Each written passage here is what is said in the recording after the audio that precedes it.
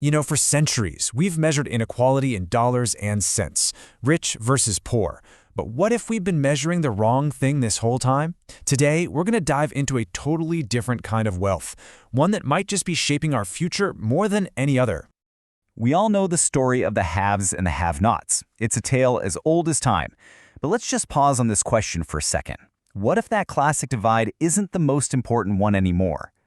What if the true defining line, the one that really matters, isn't in our bank accounts, but it's in our heads? A gap built not on money, but on mental capacity, on clarity, and the raw power to think in a world designed to stop you from doing just that. This, right here, is the cognitive wealth gap. Look, for most of history, wealth was physical, right? It was land, gold, factories, stuff you could touch. But in our world, a world that runs on information and incredibly complex systems, the most valuable asset has completely changed. It's no longer something you can hold in your hand. It's called cognitive capital. And honestly, the best way to think about it is like the net worth of your mind. It's your attention, your focus, your ability to stay calm under pressure. And just like financial capital, some people have a ton of it while others are just running on empty. And this isn't an accident, it's by design. So, how does this inequality actually work? How does it show up in the real world? Well, it operates through something that researchers call cognitive bandwidth. Think of it like the processing power, the RAM you have available in your brain for thinking, planning, and just dealing with life.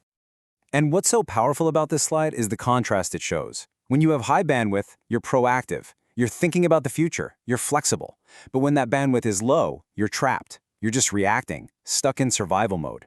Every tiny problem feels like a crisis, and your self-control, it just tanks, because all your mental energy is being eaten up by stress. So what's with this number, -13? Well, researchers at Princeton discovered something staggering. They found that the constant stress of just trying to make ends meet imposes a huge cognitive load. So huge, in fact, that it can temporarily reduce a person's measured IQ by up to 13 points.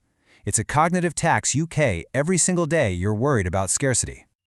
And this right here, this illustrates the trap perfectly. Financial stress drains your mental bandwidth. That leads to worse decisions, which, of course, leads to more financial stress. It's this vicious, self-reinforcing loop that is just incredibly difficult to break out of. But here's the thing, this drain on our minds isn't just some unfortunate side effect of modern life. No, it's becoming a core feature of our economy. As we're about to see, there are incredibly powerful forces actively working to consume your mental energy. Just look at this. This is the daily assault on our minds. We are bombarded by literally thousands of ads, endless pings and notifications, algorithms designed to be addictive. It's a constant war for our attention. We're all fighting against this nonstop mental noise. And this quote, wow, it says it all, doesn't it? Our distraction isn't some personal failing. It's a business model. The less clearly you can think, the more predictable you become, the easier you are to manipulate, and, at the end of the day, the more profitable you are to someone else. This whole process actually has a name: cognitive extraction. Big tech isn't really selling you a product, it's extracting your attention. Complicated financial systems aren't just selling loans, they're often profiting from our decision-making errors. Your mind, your attention, has become a resource, and it is being mined. Okay, so where is all of this heading?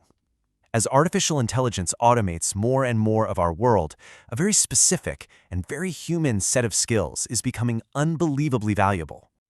AI is incredible.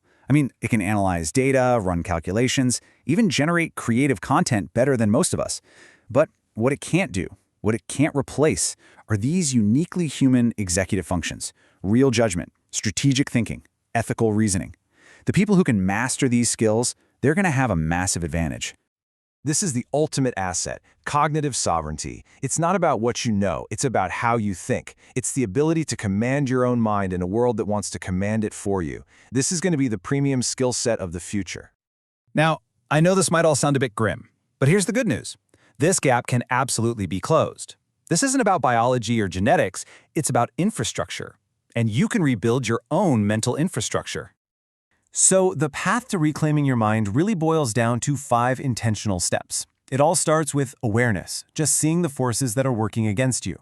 Then comes discipline, setting real boundaries with your tech. Next, you have to actively design your environment for clarity and silence. From there, you train your focus like a muscle through deep work. And finally, it's all about meaning, making sure you're pointing your precious attention at what you actually care about. And this is maybe the most crucial point of all. Your mind is not fixed. It's malleable. You can grow your cognitive capital. You can reclaim your bandwidth. It takes effort, for sure, but it is a fight worth having because the default setting of our modern world is to slowly steal your mind. At the end of the day, it really comes down to this. Money can be lost, markets can crash, but the ability to think clearly, to learn fast, and to regulate your own emotions, that is the only true and lasting wealth there is. So I'll just leave you with this question to chew on. As the world gets louder, faster, and more automated, the rarest and most valuable thing you can possess will be a mind that is truly your own. How are you going to protect yours?